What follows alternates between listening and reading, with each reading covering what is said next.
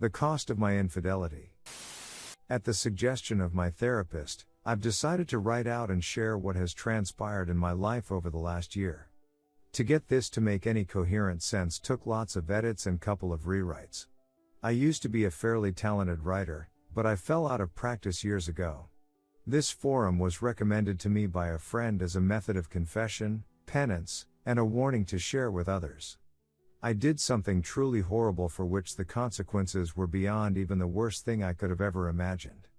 I am sharing this with the full knowledge many will despise me for what I did and the events that took place because of my betrayal. Reading my own words is revolting because I know in a very real sense what I did is unforgivable. I understand far too well how needlessly tragic the events that transpired truly were. My hope is simply that my story can be shared with anyone, in any relationship, and perhaps some future betrayal won't happen. More specifically, I hope someone who is currently cheating on their significant other or even thinking about it might read this and it makes them pause. Many might think my example of what can go wrong being unfaithful is an extreme rarity that seldom occurs. I've been told by people far more knowledgeable than I am, that my situation is sadly far from unique. But am willing to take the hate I will receive by sharing this, if it keeps even one person from breaking the heart of someone they love. I am a 28-year-old female, and I was married to a wonderful man I will call William. 8 months ago, my husband confronted me with proof I had been both emotionally and physically unfaithful. A few days after he confronted me about my infidelity, my husband committed suicide. I realized just typing those words out has caused people I don't even know, to hate me. I couldn't believe I had the capability to do something that evil to harm someone I'd loved since we were children. But I did it. If you'd asked either me or William if either of us would ever be unfaithful, we both would have laughed. But to my own shock and surprise, I allowed myself to lose focus and strayed.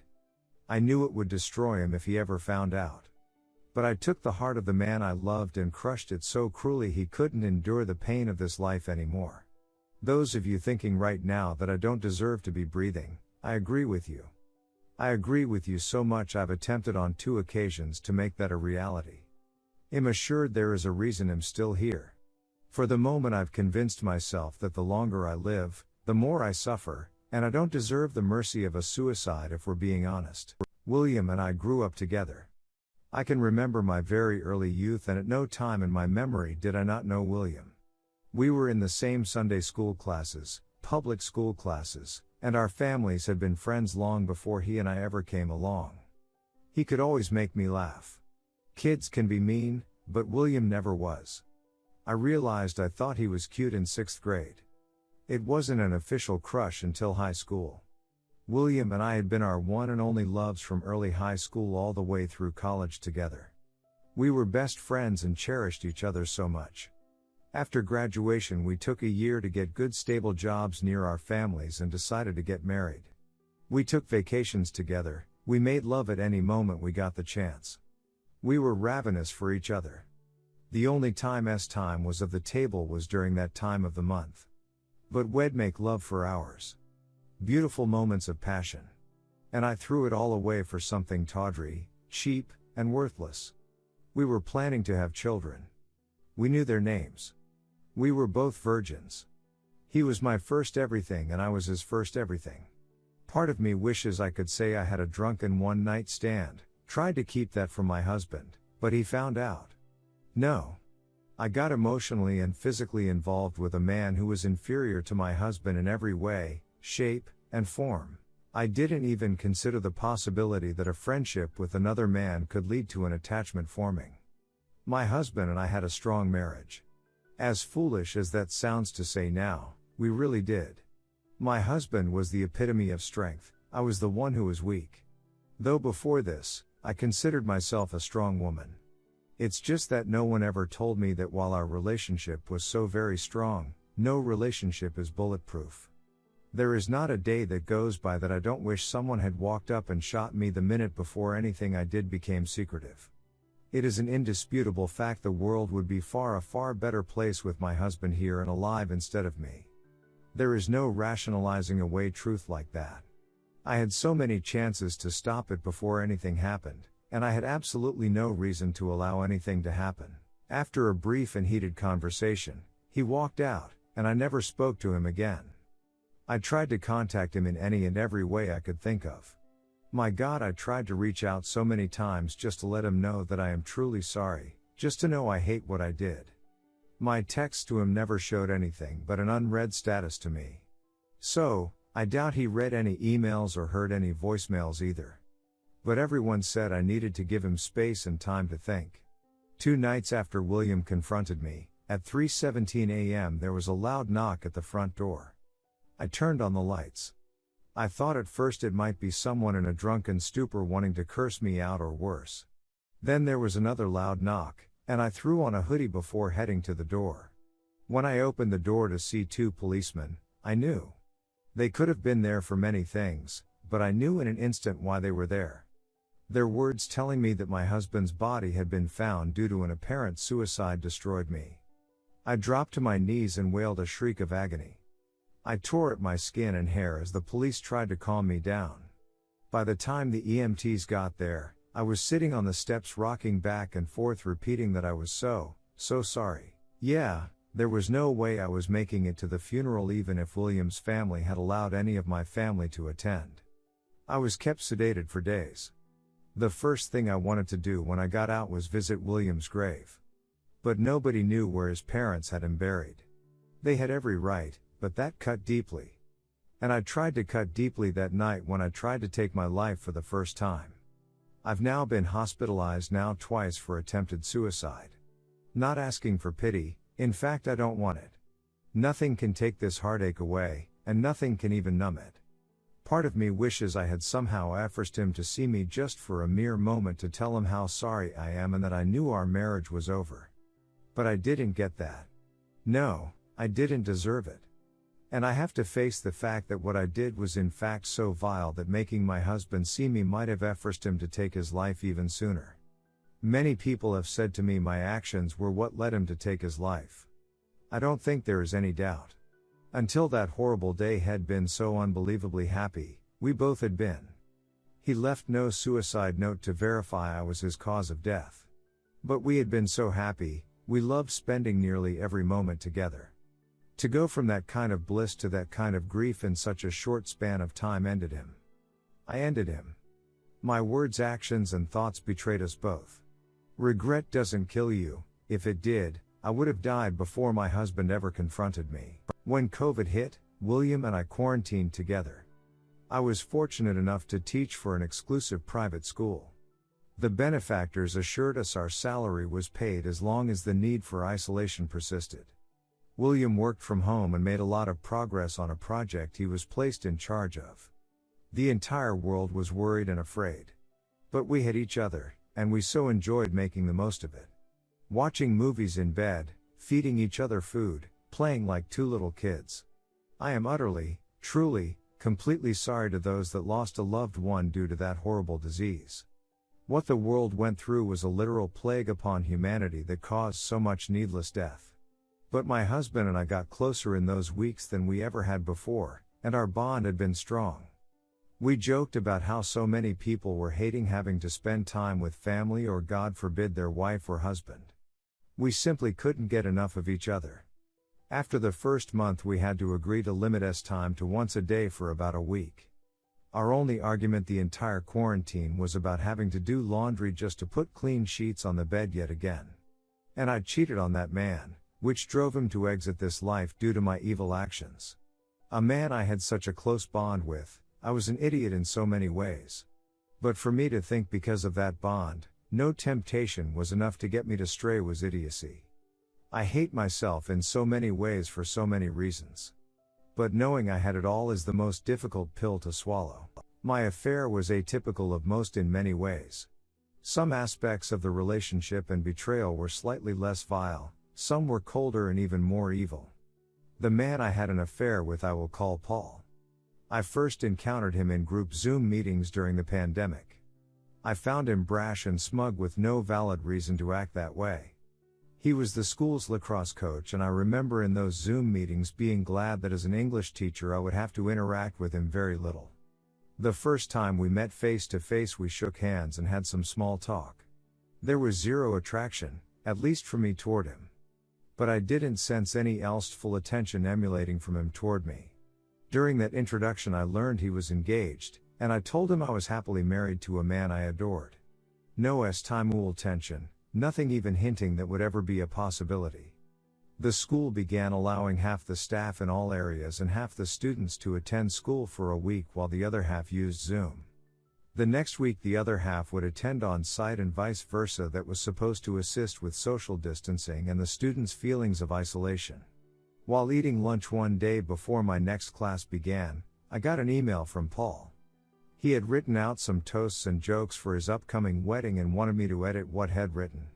I was used to being sent writing to edit, so that was nothing I felt important enough to tell William.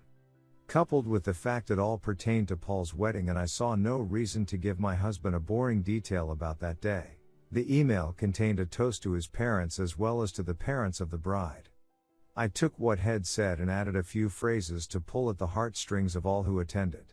The jokes directed at his brother, the best man, were absolutely hilarious but a little vulgar for my liking at a wedding. I said as much when I sent back his edited speeches. He laughed and said I just don't know his family and that ball busting was a family tradition. That email exchange began several months of corresponding back and forth. But as difficult as it may believe, not until the very end did anything become inappropriate. Not once did anything become flirtatious or S-time-ool. Well, we did talk about S-time, but from a purely scientific and psychological point of view. Our S-time talks at that point would have made the biggest nymphomania in history drier than the Sahara. There was nothing emotional or physically stimulating to those conversations. And I enjoyed our corresponding due to the fact I was certain there was no temptation on either end. We discussed race, politics, religion, science, sports, all the things people are hesitant to discuss due to differing opinions. Some of the discussions even got heated. I was called a prude more than once due to my opinions about S-time. Yes, I proved him wrong. But I wish to God had been right. For the longest time all of this took place during work hours. My husband and I had a landline for emergencies. But as soon as we entered the door at home our smartphones were turned off. Paul didn't even have my number to text until I emailed him with a zinger at the end late in the day. He demanded my number to refute what it sent. Dozens of other coworkers had my email and I thought nothing of that. I seriously don't think Paul had any interest in pursuing me either, as at the time he was smitten with his fiancée. But about a month before their big day Paul found out his girlfriend had been carrying on an affair with her high school boyfriend for over a year. He was in shock and deeply hurt by the whole situation. I unwittingly became his person to vent to. I don't know where in our string of conversations that things crossed a line.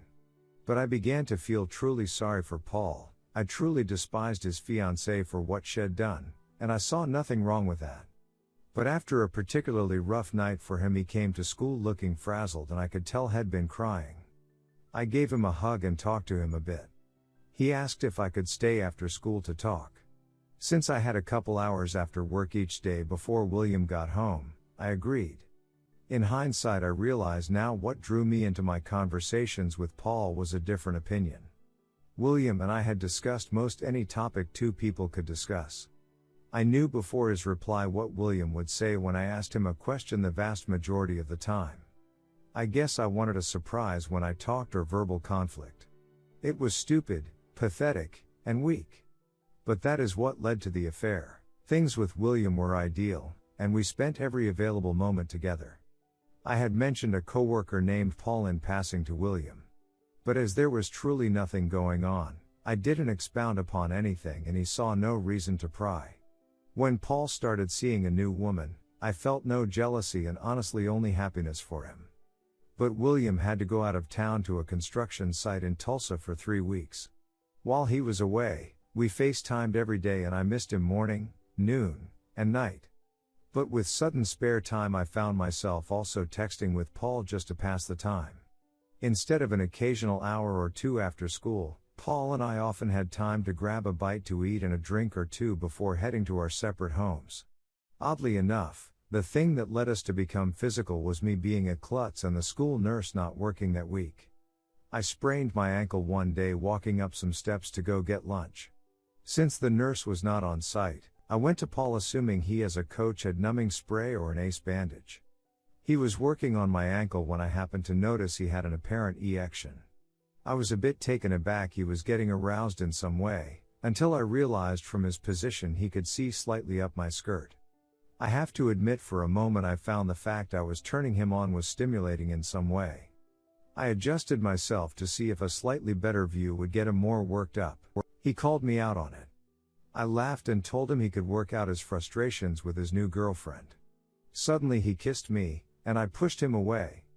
He kissed me again and I didn't. We made out for a few minutes before I realized what I was doing. I hurriedly got out of his classroom and made it down the halls to my classroom. I sat in disbelief of what had just occurred.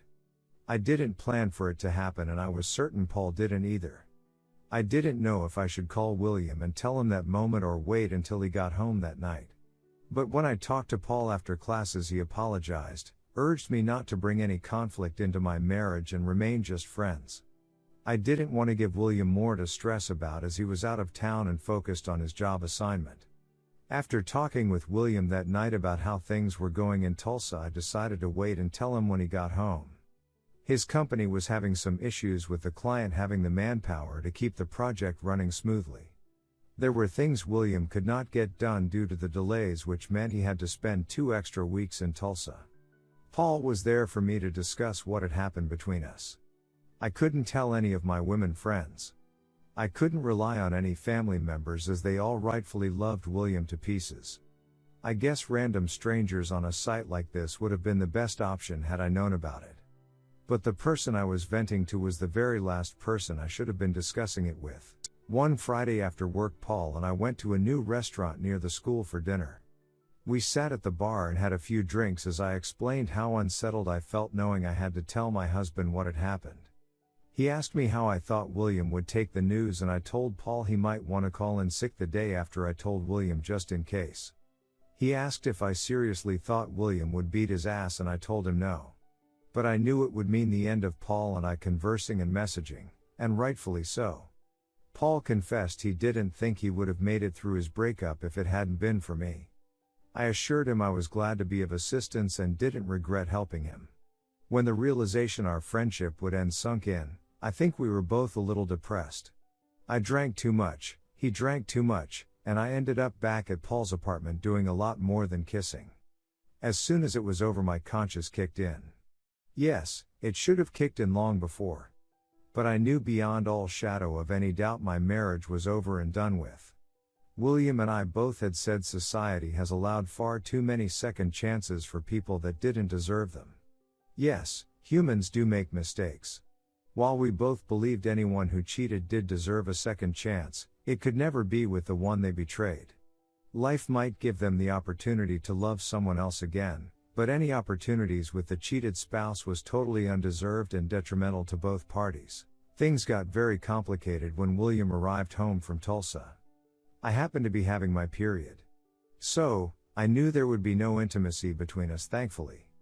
Not in a million years would I have subjected my husband to any deceases. Regardless of how much I wanted to make love to William one last time, I couldn't allow that to happen. I wrote out a long letter to William confessing what had done and planned to give it to him after a face-to-face confession. To this day I don't know what happened for William to discover what was going on. For all I know, he had been monitoring my online conversation with Paul from day one. I never got to ask him how he discovered my betrayal. And the realization had learned what had done before I had the chance to tell him caused me to fall to my knees and swear I planned to tell him. William didn't believe that, and I wouldn't have either.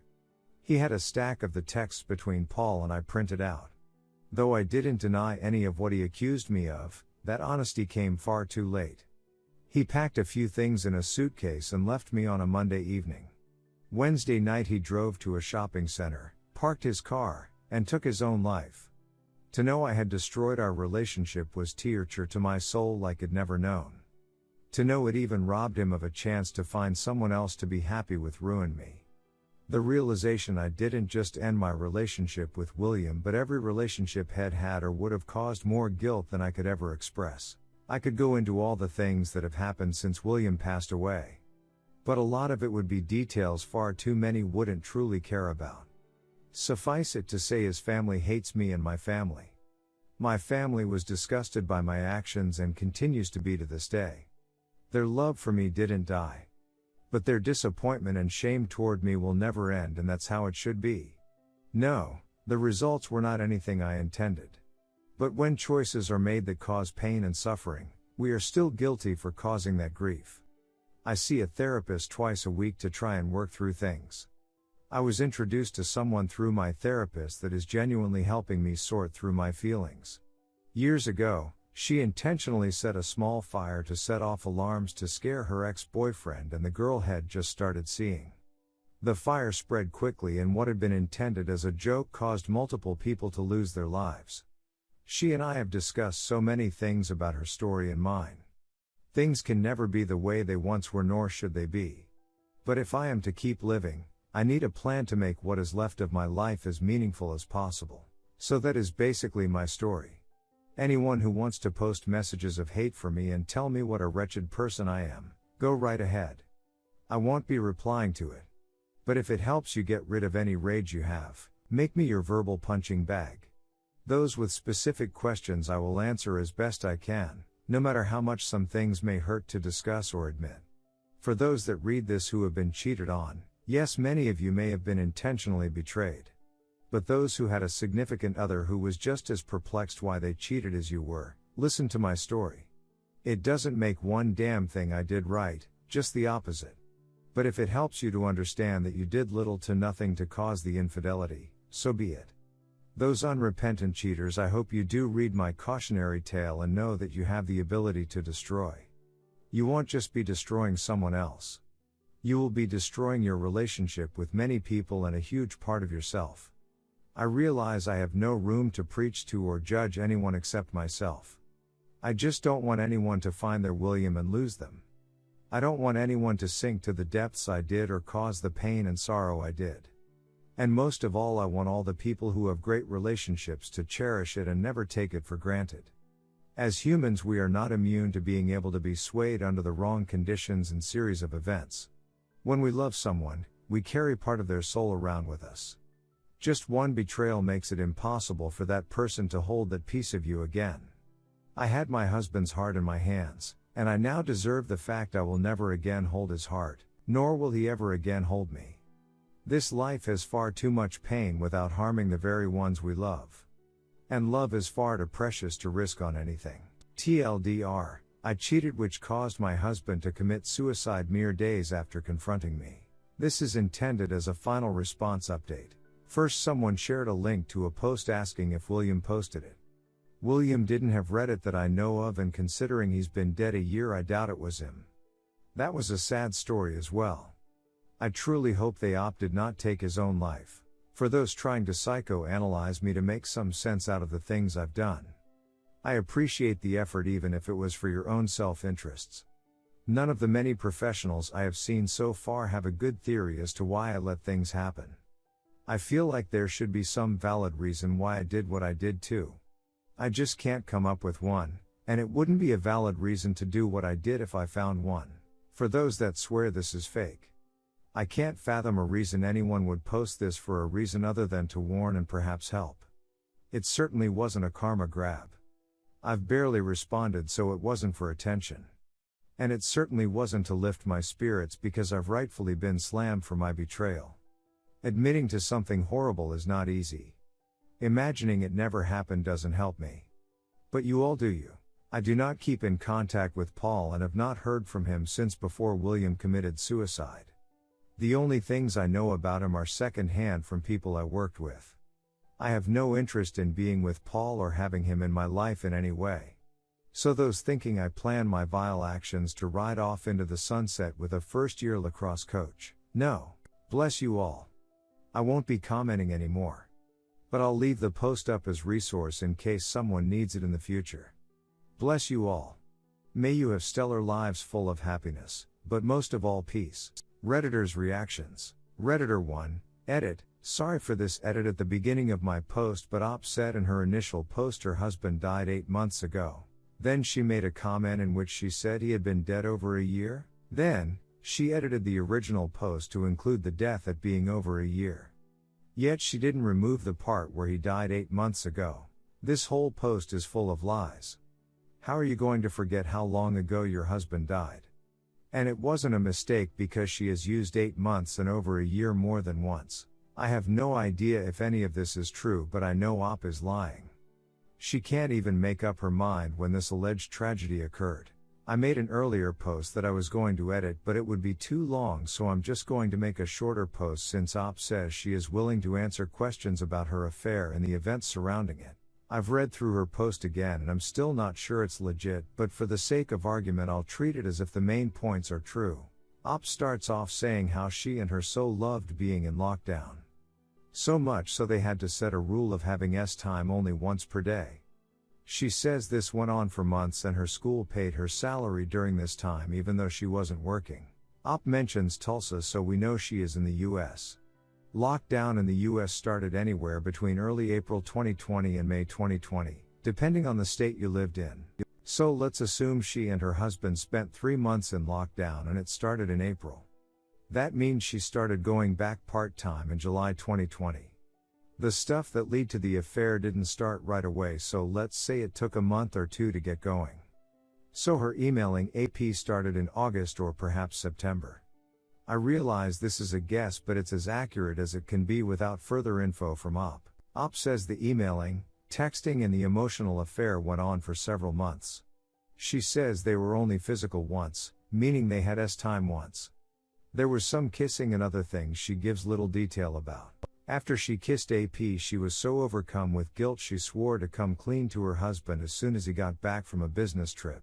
She had no one to talk to about her problems with AP except AP Sai. So right before So was to return and Op was going to confess about the kiss, she decided to go out for drinks with her AP.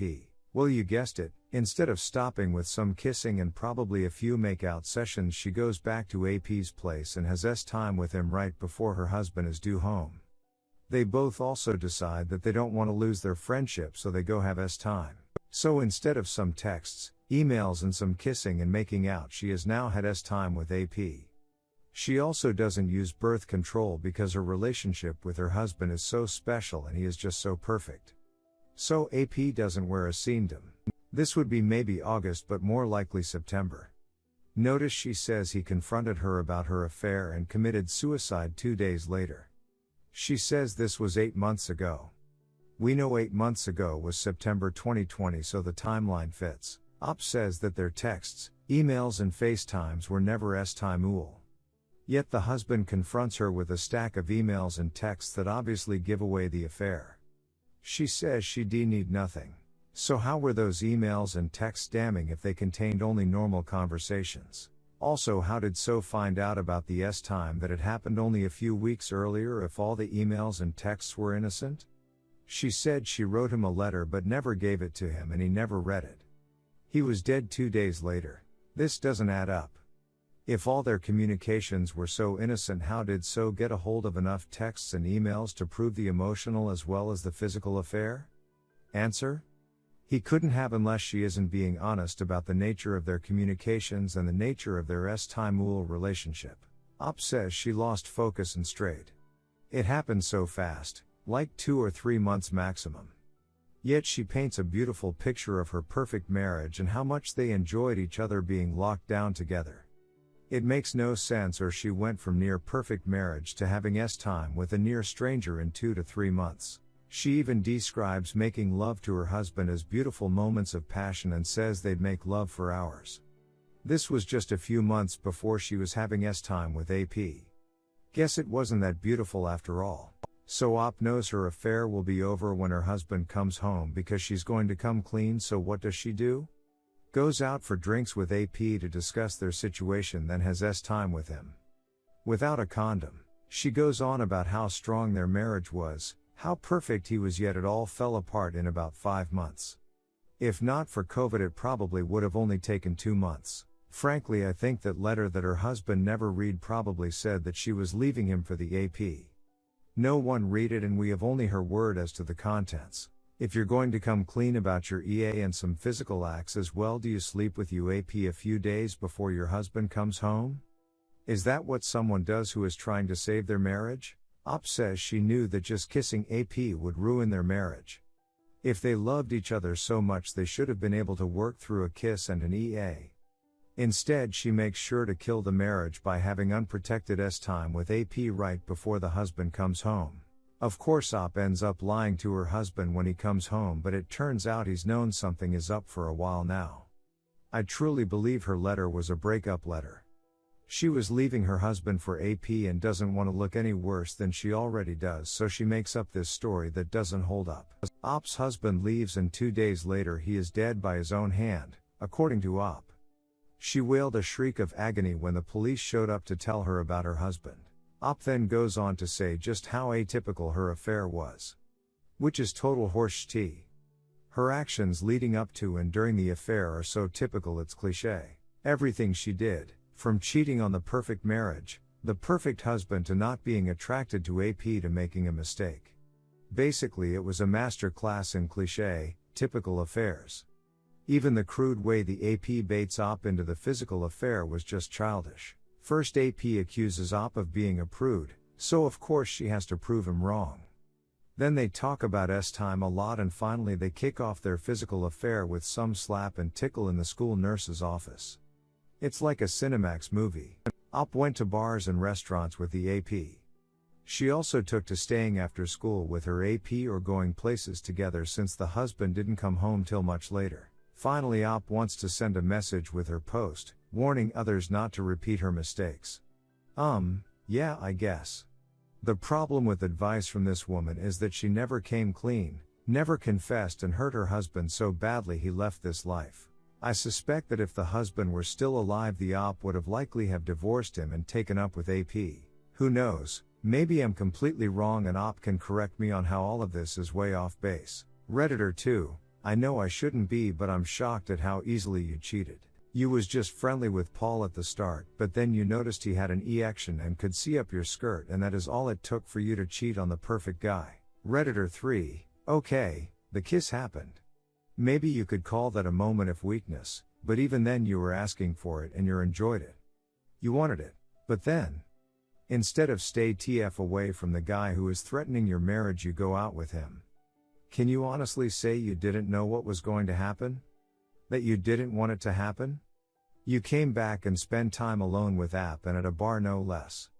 You drink and confide in each other. Can you tell me honestly, not only that you didn't know what would happen but that you didn't also want it to happen?